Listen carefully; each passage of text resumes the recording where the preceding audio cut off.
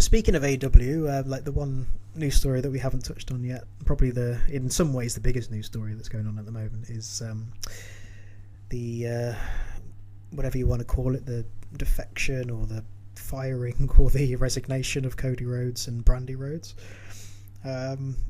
and pretty sure now that he will be coming back to WWE, and it's that ongoing question now of like, when's he going to first appear, what's his role going to be at WrestleMania, what's his first feud going to be.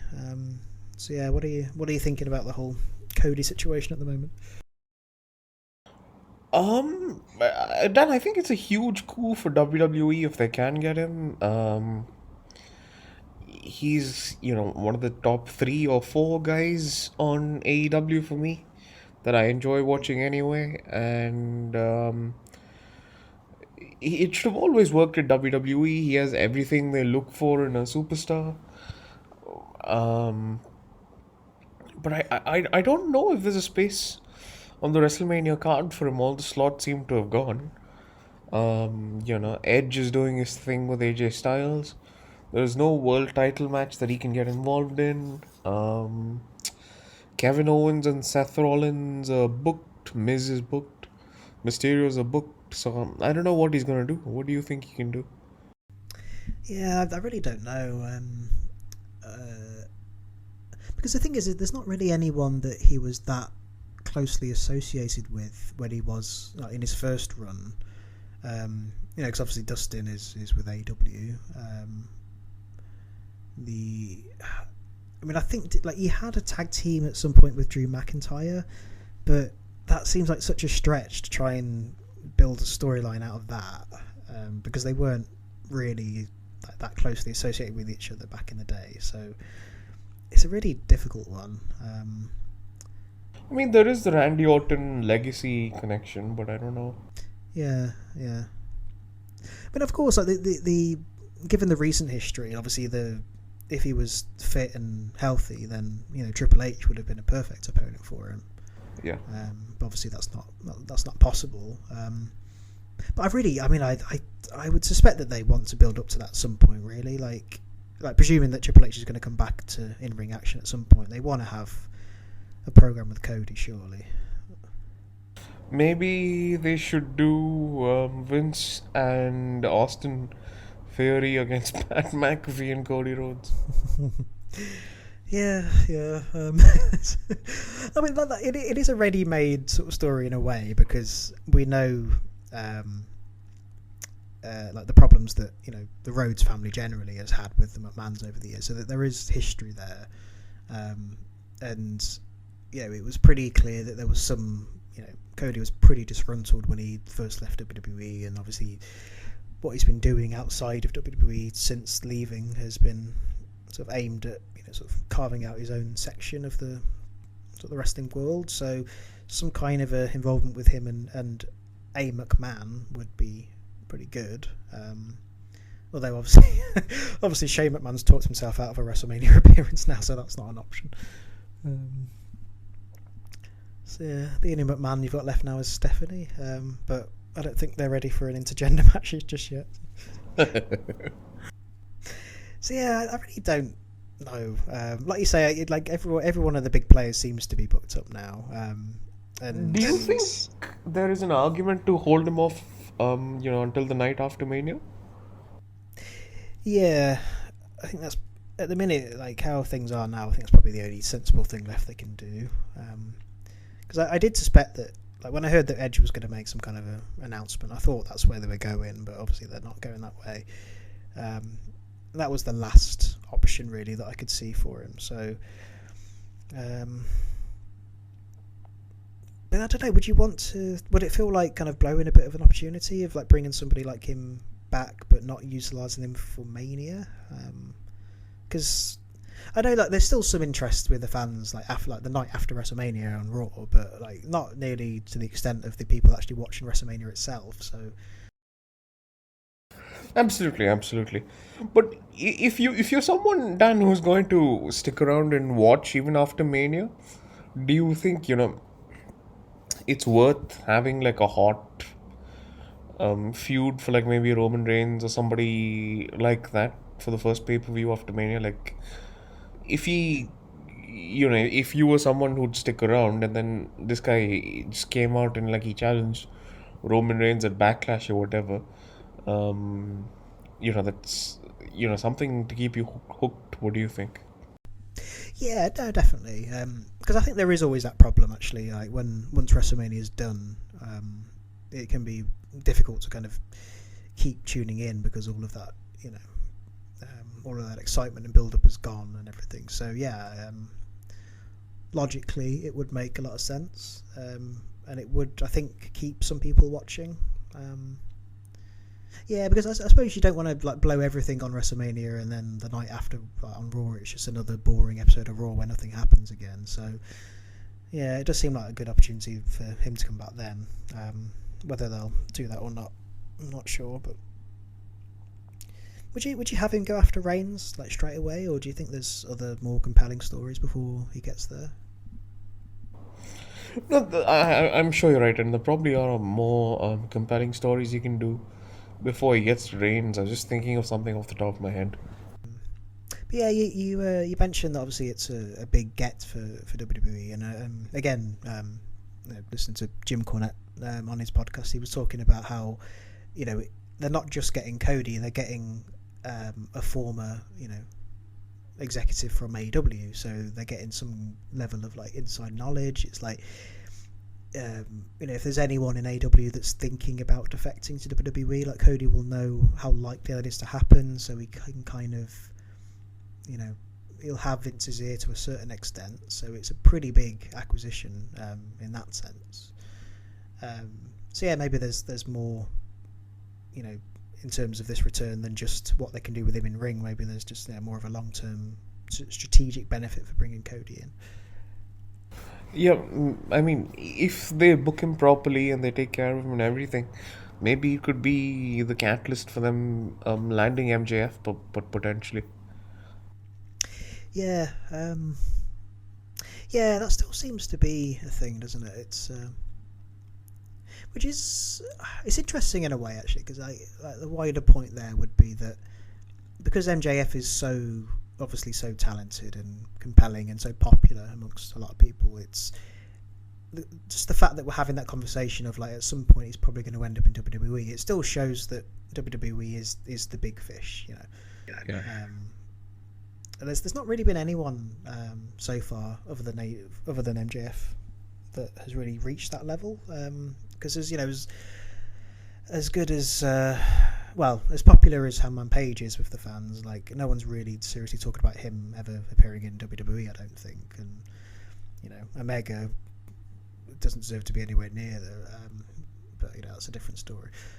So yeah, MJF is really like the only one that's really thinking, yeah, okay, that's he could probably do more on a bigger stage. Yeah, and the rest of them are all just ex-WWE guys anyway, so. Well, yeah, exactly. Yeah, and even then, like, I mean, there's none of the ex-WWE guys that if they just suddenly decided they were going to come back and appear at Mania, they wouldn't. Like, Cody's probably the most interesting one. But Dan, again, that's the problem. These guys have made everything so Reigns-centric, and Reigns is terrific, don't get me wrong. But these guys have made everything so Reigns-centric that, like, the only interesting thing you can really do in WWE is work with Reigns. I think it's going to be really telling, because if Reigns obviously comes out of this match with Lesnar, which I suspect he will, like still holding the belts, then it's pretty much them saying that we don't really know what we're doing, and like we want Dwayne to come back, and if he doesn't, then we've got no other plans for Reigns. There's literally just nobody else that's worthy of that spot. I mean, I think but Dan, could you imagine if they put Lesnar over Reigns at Mania? Like, where would that rank amongst like the worst booking decisions? Well, it would probably be somewhere on the level of the last terrible booking decision with Lesnar at WrestleMania 30, but for different reasons. But it wouldn't piss me off quite as much as WrestleMania 30 did, but it would be at that level. I suppose. I mean, would it?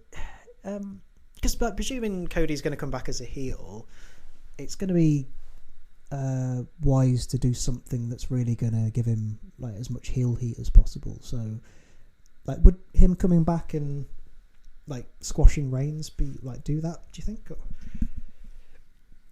Um, Like, is Reigns that popular that like a Cody defeating him would be that much of a heel move? I don't think so. I think he's still a bit of a polarizing figure, actually. Um, that's a really good question. I mean, there's no beloved, Daniel Bryan type guy in the company anymore that you can sort of fuck with. But the moment Cody Rhodes walks in the door, I just think everybody's gonna love him for like a couple of months, right? I don't think it's possible for you to sort of subvert that reaction, really. It's going to be. I mean, the initial reaction obviously is going to be fairly positive because it's such a big moment. I wouldn't say a couple of months though. I'd say maybe a couple of weeks. I think, like, as well, I don't know. It depends really whether the WWE and AEW fan base are that mutually exclusive. But the kinds of fans that are booing Cody on AEW are probably they're certainly like the most vocal section of the audience. So those sorts of people will be in the WWE stands as well. So I imagine there will be some, mostly booing, but yeah, I don't know. It's a difficult one, really. Do you think that there is if Bobby Lashley was still the WWE champion, that would have been an easy opponent to put Cody up against? Yeah, I think that would have been fine because it, not necessarily because it's Lashley, but because it just gives him like a title shot. And again, yeah, I mean, I suppose from a narrative point of view, you could tell the story of somebody who left the company and started his own company is now coming back and getting opportunities before everyone else. That's a good way of building that heel heat and sort of turning the wrestlers on the roster themselves against him. Yeah, I think that's. I mean, that's why it has to be like a big sort of eye-catching thing when they bring him back. Because if he just comes back and starts feuding with Drew McIntyre for no reason, like nobody's really lost out on that. Like nobody's really gained from it either. It's just a kind of. It's pretty much just inserting Cody back into where he was when he left WWE in the first place, which is the worst thing you can possibly do. So I really, really hope they've got something. Yeah, I sure hope so. I sure hope so. I hope they let him keep his theme song as well. I mean, if he just comes out like one of his old WWE theme songs, I mean, as a fan, you're going to straight away correlate that with like Jobber.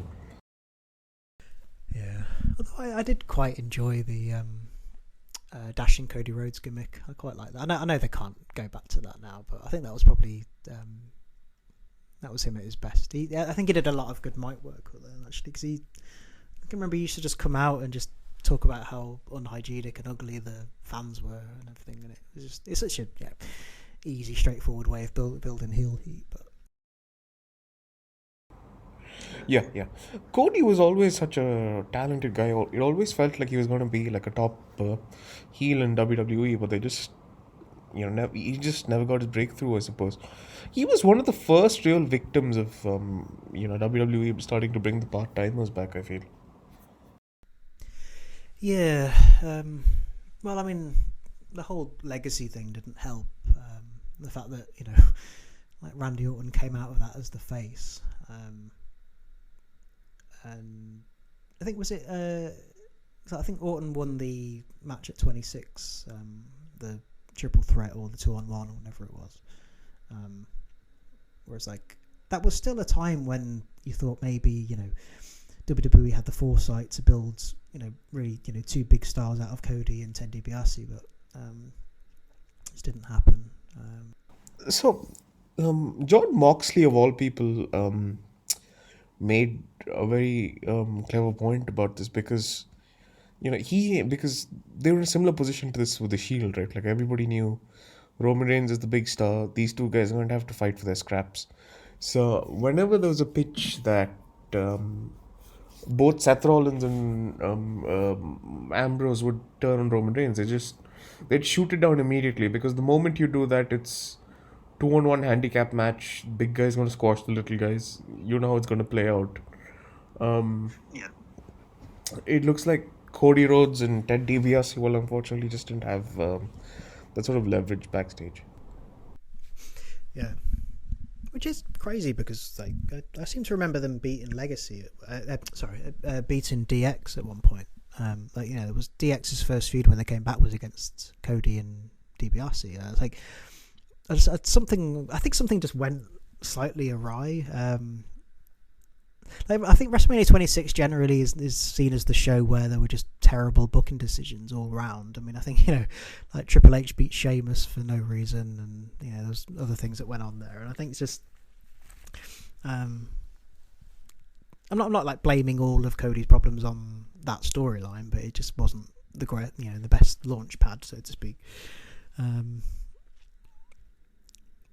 But I don't know, is it fair to say that they didn't give him opportunities? Because he did have quite a few gimmicks that he went through, and some of them, like, it seemed like when he was getting over, they sort of changed it around before it was really allowed to be. But They put a firm glass ceiling over his head and never let him break through.